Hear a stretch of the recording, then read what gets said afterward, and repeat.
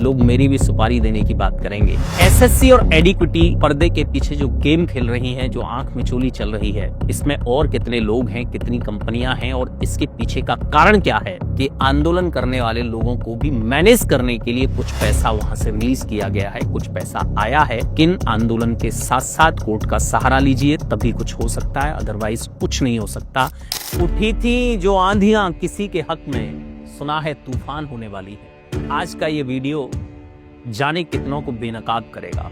SSC और एडिक्विटी पर्दे के पीछे जो गेम खेल रही हैं, जो आंख मिचौली चल रही है, इसमें और कितने लोग हैं, कितनी कंपनियां हैं और इसके पीछे का कारण क्या है। आखिर एसएससी का चेयरमैन बैकफुट पर क्यों नहीं आ रहा है, इसके पीछे और कितने लोग हो सकते हैं या कितनी कंपनियां हो सकती हैं। इस पर हालांकि बहुत सारा प्रकाश यूट्यूब की दुनिया के पोस्टमार्टम किंग ध्रुव राठी ने डाल दिया है, लेकिन कुछ मुद्दे अभी बकाया हैं। मैं उन कुछ मुद्दों की बात करने वाला हूं। हालांकि वो मुद्दे ऐसे हैं कि लोग मेरी भी सुपारी देने की बात करेंगे, लेकिन कोई बात नहीं है, जिंदगी छोटी हो लेकिन अच्छी हो। तो ये कहानी कहां से स्टार्ट होती है? ये कहानी स्टार्ट होती है जहां से आप ठीक से समझते हैं, पैसे से। क्योंकि दुनिया में जितने अनर्थ होते हैं उनमें से अधिकतर की जड़ अर्थ होती है, यानी पैसा होता है। और ये कहानी स्टार्ट होती है टीसीएस के एक छोटे से मेल से, जहां टीसीएस ने कहा कि अभी तक हम एग्जाम कराते थे 275 रुपए में, लेकिन अब हम एग्जाम 305 रुपए से कम में नहीं करा पाएंगे। और वहीं पर एक कंपनी आ जाती है और उसको टेंडर दे दिया जाता है मात्र 250 रुपए पर स्टूडेंट के हिसाब से। अब ये 250 रुपए पर स्टूडेंट के हिसाब से टेंडर दे दिया जाता है, ऐसा हमें एसएससी के चेयरमैन ने भी बताया कि ये किफायती है, ये सस्ते में एग्जाम कराती है। यानी आप सोचिए कि आपके फ्यूचर की कीमत सस्ते और महंगे से लगाई जा रही है। लेकिन मामला कुछ और है, ये सिर्फ दिखाने के दांत है, एक्चुअल बात कुछ और है। एक्चुअल बात ये है कि एडिक्विटी के साथ ये डील हुई है कि बिल जो है आपको 250 रुपए के हिसाब से देना है, लेकिन इंटरनल जानकारी के हिसाब से डील हुई है 173 रुपए में। यानी हर बच्चे पर जो बीच में 77 रुपए का झोल है, ये है पूरी कहानी की जड़। 77 रुपए बहुत कम होते हैं एक बच्चे पर, लेकिन आपको शायद ये पता होगा कि एसएससी का एग्जाम देने वालों की संख्या एक साल में 2 करोड़ से ज्यादा होती है। और 2 करोड़ और 77 का जब आप मल्टीप्लाई करेंगे तो आपको समझ में आ जाएगा कि अरबों खरबों का गेम है ये। और इस गेम में जाने कितने लोग होते हैं, यानी बकरा कटता है और समय बढ़ता है। तो आपको शायद ये समझ में आ गया होगा कि एसएससी का चेयरमैन बैकफुट पर क्यों नहीं आ रहा है। तो उसके लिए मैं आपको एक छोटी सी कहानी सुनाता हूं जो आधे मिनट की है।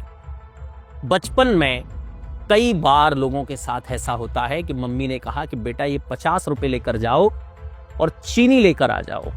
आप चीनी लेकर आए 40 रुपए की और 10 रुपए की बीच में आइसक्रीम खा ली। घर आके जब चीनी मम्मी ने देखी तो पता लगा कि उसमें बहुत सारी चींटियां हैं। मम्मी ने आपको डांटा और आपसे कहा कि ये चीनी जिससे लेकर आए हो उसको लौटा कर आओ और पैसे ही लेकर आना, चीनी हम खुद लेकर आएंगे। उस बच्चे को आप फांसी पर चढ़ा देना, वो चीनी लौटा कर नहीं आएगा। तो आप समझ गए होंगे ठीक से कि बकरा कट गया और लोगों में बट गया, इसलिए बैकफुट पर आने का कोई मतलब नहीं है। अब आपके दिमाग में एक प्रश्न पैदा हो रहा होगा कि आखिर एडिक्विटी 173 रुपए में एग्जाम कैसे कराएगी? अरे 173 तो बहुत ज्यादा है, लोग फ्री में एग्जाम कराने को तैयार हैं। लेकिन दूसरी तरफ प्रश्न यह पैदा होता है कि टीसीएस, जिसका इंफ्रास्ट्रक्चर बहुत बड़ा है, जिसकी मैन पावर बहुत है, जिसके अपने सेंटर्स हैं, जो डिजिटली इतना स्ट्रांग है, ये कंपनी 275 रुपए में एग्जाम नहीं करा पा रही है, तो ये कैसे कराएंगे? तो ये कैसे करा देते हैं, उस पर और थोड़ी सी चर्चा करते हैं और उससे आपको ये समझ में आएगा कि और कितने बागड़ बिल्ले इसमें शामिल हैं, वो सब समझ में आएगा। तो ये एडिक्विटी कोई कंपनी नहीं है, ये एक तरह से आप समझिए ठेकेदार हैं। कहीं की ईंट कहीं का रोड़ा, भानुमती ने कुनबा जोड़ा। इनके पास अपना कुछ नहीं है, नाम की एक आध नेम प्लेट लगा रखी है, बाकी और कुछ नहीं है। कुछ चीजें नाम के लिए हैं कि साहब हमारे पास सर्वर है और हमारे पास टेक्नोलॉजी है, लेकिन वो टेक्नोलॉजी की पोल कैसी खुली है वो आपको समझ में आ गया है।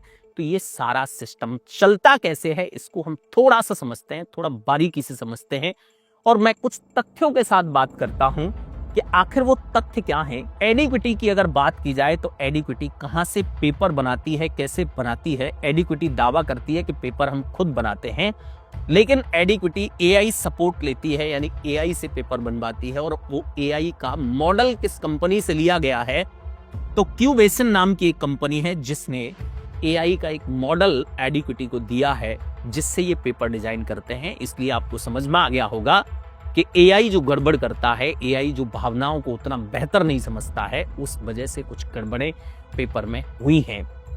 दूसरा, हम बात करते हैं इससे आगे और कुछ मुद्दों की कि साहब सर्वर कहां से है। तो सर्वर, इनका अपना खुद का सर्वर है, लेकिन सर्वर का मतलब सिर्फ सर्वर से काम नहीं चलता। सर्वर से जुड़ी हुई जो चीजें होती है काम उनसे चलता है, अकेले सर्वर से नहीं काम चलता। जुड़ी हुई चीजें क्या होती हैं, जैसे कि जुड़ा हुआ ब्लैक बॉक्स होता है, जुड़ा हुआ माउस होता है। अब ये ब्लैक बॉक्स क्या है? ब्लैक बॉक्स वो है जो एग्जाम की एक एक गतिविधि पर निगरानी रखता है। एक एक चीज उसमें रिकॉर्ड होती है कि कब किस आईपी एड्रेस से क्या क्या गलतियां हुई हैं, क्या क्या गड़बड़ हुई है, माउस कितना तेज चला है, कितना आराम से चला है, कितनी देर रुका है, या कहीं दूसरी जगह से उसको ऑपरेट किया गया है। ये सारी चीजें, एक एक जानकारी इसमें रिकॉर्ड होती है। और माउस और ब्लैक बॉक्स ये दोनों के दोनों सीडेक नाम की कंपनी से खरीदे गए, जो कि इनके सर्वर के साथ प्रॉपर कॉन्फ़िगर नहीं हो पाए और इनकी पोल खुल गई। इनका सर्वर भी काम नहीं कर पाया और इनको विंडो मोड पर एग्जाम कराना पड़ा, यानी नेट बूट से जो एग्जाम होना था वो विंडो मोड पर कराना पड़ा।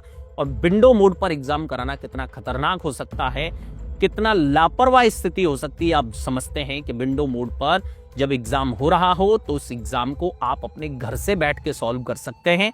सामने वाला सिर्फ माउस पकड़ के बैठा रहेगा और आप यहां से उस पूरे पेपर को सॉल्व कर सकते हैं, लेकिन नेट बूट से यानी सर्वर से ये काम कभी नहीं हो सकता था।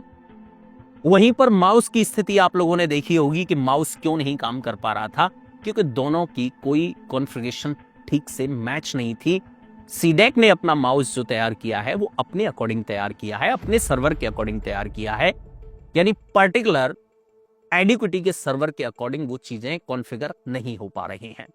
अब हम बात करते हैं एग्जाम सेंटर्स की। असली गेम एग्जाम सेंटर का है, क्योंकि सबसे बड़ी कीमत एग्जाम सेंटर की दी जाती है।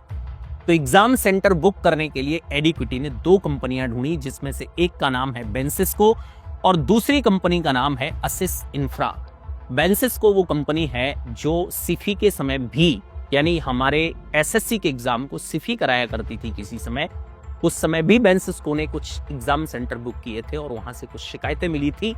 और अभी भी बेंसिस्को ने यूपी, बिहार और झारखंड में जितने एग्जाम सेंटर बुक किए हैं, ज्यादातर गड़बड़ें वहीं पर देखी गई हैं। ज्यादातर तवेले टाइप के जो सेंटर हैं वो वहीं पर हैं।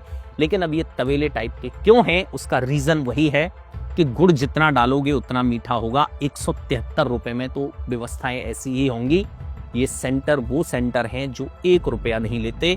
इन्होंने क्या है, 100-200 कंप्यूटर कहीं से लेते हैं, चलते फिरते सेंटर होते हैं, आज यहाँ हैं, कल वहाँ हैं, आज इस नाम से हैं, कल किसी दूसरे नाम से हैं। ये एग्जाम सेंटर बनाते हैं और ऐसी कंपनियों से इनका टाई अप होता है, वहां से इनको सेंटर्स मिलते हैं। पैसा एक भी नहीं जाता, बस ये डील होती है कि हमारे 2 भतीजे एसएससी सीजीएल में सिलेक्ट कराने और उन 2 के साथ 20 और कराए जाते हैं।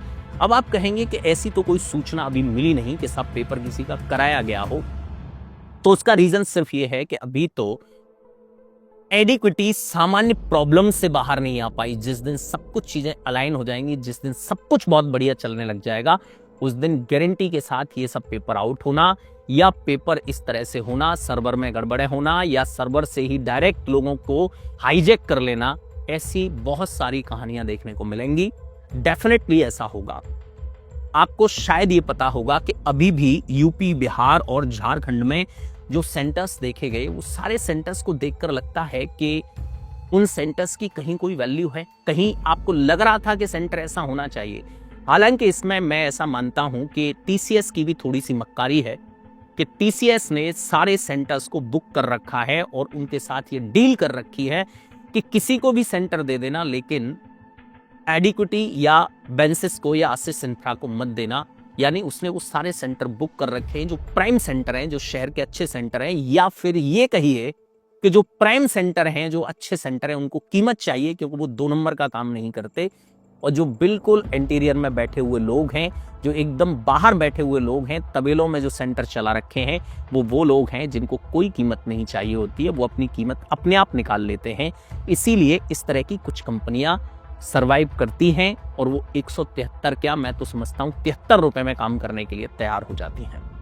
तो आपको ये सारा माजरा प्रॉपर समझ में आ गया होगा कि आखिर ये सब क्या है।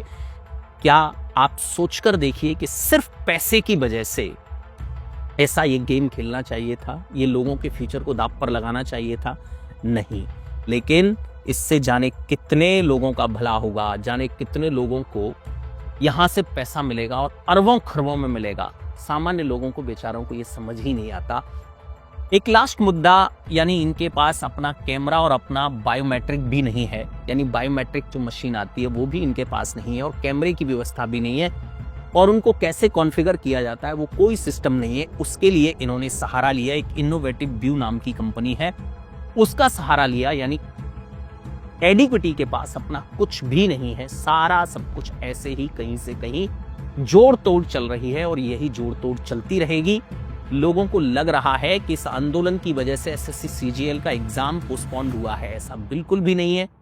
ये एग्जाम पोस्टपोन्ड हुआ है सिर्फ इस वजह से कि अभी इनकी व्यवस्थाएं संभल नहीं पा रही हैं। अभी लास्ट एग्जाम भी इन लोगों ने विंडो मोड पर कराया है, जो कि नेक बूट से कराना चाहिए था।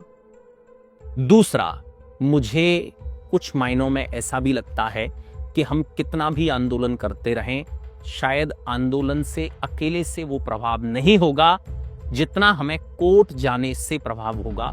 यानी कोर्ट भी जाना चाहिए और आंदोलन भी करना चाहिए, दोनों काम जब पैरेलली चलेंगे तो कुछ हो सकता है। अदरवाइज मैं गारंटी दे सकता हूं कुछ नहीं हो सकता, क्योंकि इसमें बहुत बड़ी ताकतें होंगी, बहुत बड़े लोग चेयरमैन के पीछे होंगे, क्योंकि पैसा वहां तक भी पहुंचा होगा। तो कोर्ट का सहारा भी लीजिए। मैं सिर्फ आपसे यही रिक्वेस्ट कर रहा हूं कि अकेले आंदोलन के भरोसे मत रहिए, कोर्ट का सहारा लीजिए। और मामला सब पैसे का है, और जब पैसा बहुत अपार स्थिति में होता है तो आपको शायद पता होगा कि कब आंदोलनकारी बिक जाते हैं या कब आंदोलनकारियों पर दबाव बना दिया जाता है। और कुछ सूचनाएं ऐसी मिली भी हैं कि आंदोलन करने वाले लोगों को भी मैनेज करने के लिए कुछ पैसा वहां से रिलीज किया गया है, कुछ पैसा आया है।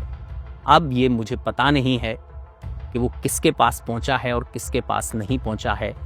पैसा बहुत बड़ी ताकत होती है, जाने कितनों को खरीद लेता है। अब आप ये भी सोच सकते हैं कि शायद मैं ये आंदोलन वीडियो के माध्यम से इसलिए कर रहा हूँ कि मेरे हिस्से में भी कुछ आ जाए। तो मैं समझता हूँ कि किसी को इतना नंगा करने के बाद मैनेज करने की बात नहीं होती। इतना नंगा करने के बाद तो आदमी गोली से उड़ाने की बात करता है। तो मुझे मैनेज करने के लिए ये लोग कोई कोशिश नहीं करेंगे। मुझे तो ये सुपारी भले ही दे सकते हैं कि साहब ये किसी को सुपारी दे के मुझे मरवा दे, क्योंकि इनको सबसे बड़ी तकलीफ इस बात की होगी कि ये सारा डेटा इनके पास कहाँ से आया। तो इनके पास जब ऐसे चोर आ जाते हैं बिड लगाने के लिए कि साहब हमारी कंपनी एग्जाम कराती है, तो क्या हमारे पास डेटा नहीं आ सकता? डेटा भी आ सकता है। बाकी आप अपना आंदोलन जारी रखिए, कोई प्रॉब्लम नहीं है, लेकिन आंदोलन के साथ साथ कोर्ट का सहारा लीजिए, तभी कुछ हो सकता है, अदरवाइज कुछ नहीं हो सकता। जय हिंद, जय भारत।